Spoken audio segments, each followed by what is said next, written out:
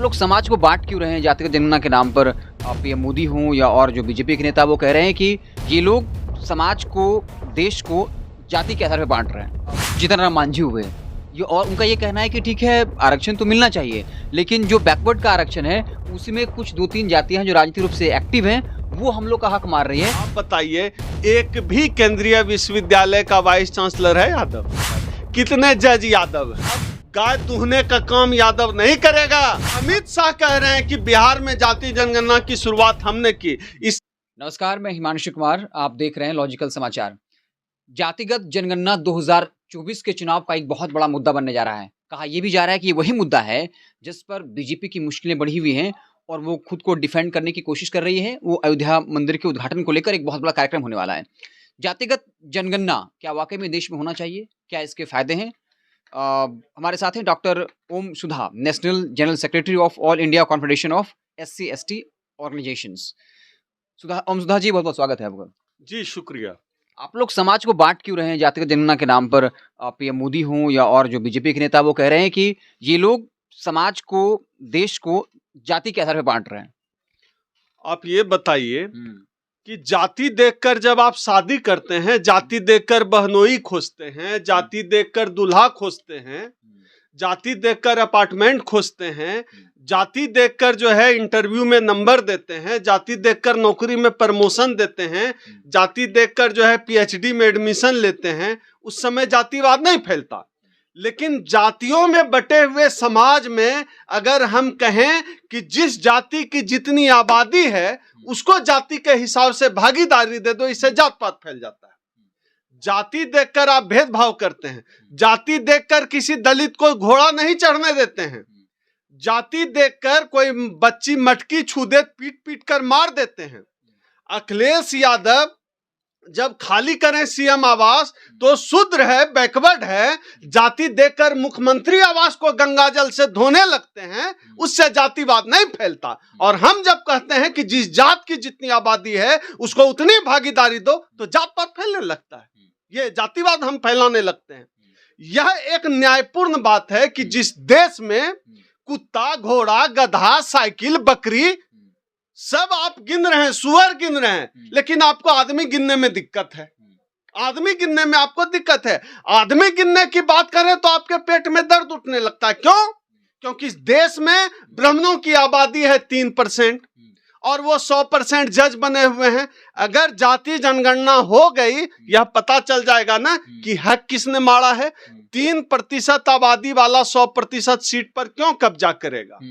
अगर जाति जनगणना हो गई तो यह पता चल जाएगा कि सत्ता के तमाम संसाधनों पर जो 10% सवर्ण है उनका कब्जा है। लेकिन एक बात ये चल रहा है, कहा जाता है कि जीतन राम मांझी हुए ये, और उनका ये कहना है कि ठीक है, आरक्षण तो मिलना चाहिए, लेकिन जो बैकवर्ड का आरक्षण है उसी में कुछ 2-3 जातियां हैं जो राजनीतिक रूप से एक्टिव हैं, वो हम लोग का हक मार रही है। तो यहाँ पर भी कुछ फैसला लेना चाहिए। जो भी 2-3 बैकवर्ड में ही प्रमुख जातियां हैं जिन्होंने 75 साल से आजादी आरक्षण का फायदा उठाया है, यहाँ पर भी एक तरह से डिवीजन हो जाए, वो चीजें सामने आ जाए। उस पर आप लोग का क्या तर्क है? देखिए, हवा हवाई बात का तो कोई मतलब नहीं है। हवा हवाई बात का कोई मतलब ही नहीं है। जो आंकड़े बिहार सरकार ने जारी कर दिए, उन आंकड़ों के जारी होने के पहले ये सब बयान था। जब आंकड़े जारी हो गए, खास तौर पे यादवों पे आरोप लगा, जो कि झूठा साबित हुआ। यादवों की भागीदारी ही नहीं है कहीं। आप बताइए, एक भी केंद्रीय विश्वविद्यालय का वाइस चांसलर है यादव? कहाँ है भागीदार? कितने जज यादव हैं? कितने जज हैं? कुर्मी पे, यादव पे आरोप लगता है। ये सरासर इस तरह की बातें मनगढ़ंत बातें हैं। हाँ, कुछ जातियों में होता है, जैसे राजस्थान का मीणा समाज है, आगे बढ़े, लेकिन उन्होंने सवर्णों का हक नहीं खाया है। वो अपने में है। हम अपनी लड़ाई अभी लड़ रहे हैं ना, ये हमारा हिस्सा है। हमारा अपना हिस्सा कब मिलेगा? हम इस देश में 85% हैं, तो हमको 50% के अंदर क्यों रखे हुए थे? हमको 85 दो ना। जो 3% ब्राह्मण जज बना हुआ है 100%, उस पे क्यों नहीं बात हो रही है? उस पे बात होनी चाहिए ना। एक भी वाइस चांसलर SC/ST OBC का नहीं है सेंट्रल यूनिवर्सिटी का, उस पे क्यों नहीं बात हो? JNU केंद्रीय विश्वविद्यालय है, JNU में एक भी OBC प्रोफेसर नहीं है, उस पे कब बात होगी? 90 सेक्रेटरी देश चलाते हैं ओबीसी 3 है, उस पे कब बात होगी? असली सवाल वो है, असली सवाल पर लौटिए, हम असली मुद्दे पर लाना चाहते हैं। कब तक इस देश में SC ST OBC समाज की हकमारी चलती रहेगी? असली सवाल ये है। अब लोगों को ठगना बंद करो। अब गाय दूहने का काम यादव नहीं करेगा, अब यादव भी वाइस चांसलर बनेगा। अब सब्जी उगाने का काम कोयरी कुर्मी नहीं करेगा, अब कोयरी कुर्मी भी वाइस चांसलर बनेगा। अब दुसाध चमार सुअर पालने का काम नहीं करेगा, अब यह भी जो है प्रोफेसर बनेगा और PMO में सेक्रेटरी बनेगा। यह लड़ाई उसकी लड़ाई है, आत्मसम्मान की लड़ाई है, भागीदारी की लड़ाई है। जाति जनगणना का पूरा परसेप्शन इस देश के SC ST OBC समाज के आत्मसम्मान से जुड़ी हुई लड़ाई है, भागीदारी से जुड़ी हुई लड़ाई है। यह इस देश का भविष्य तय करेगी। आप सोच कर देखिए ना कि देश का एक खास जाति, कुछ खास जातियों का कब्जा हर तरफ, और जो जातियां बहुसंख्यक है वह हाशिए पर है। वह आज भी जो है दूसरों का पैखाना उठा रही है, आज भी उसको घोड़ी नहीं चढ़ने दिया जा रहा। उन सवालों पर कब बात होगी? क्योंकि लोकसभा चुनाव होना 2024 में, आपको लेके सवाल यार ये रहेगा, क्या एक बहुत बड़ा मुद्दा बनने वाला है और क्या इसका नुकसान बीजेपी को होगा, कांग्रेस को फायदा होगा? आपका दिमाग जो है राजनीति को लेकर क्या कहता है?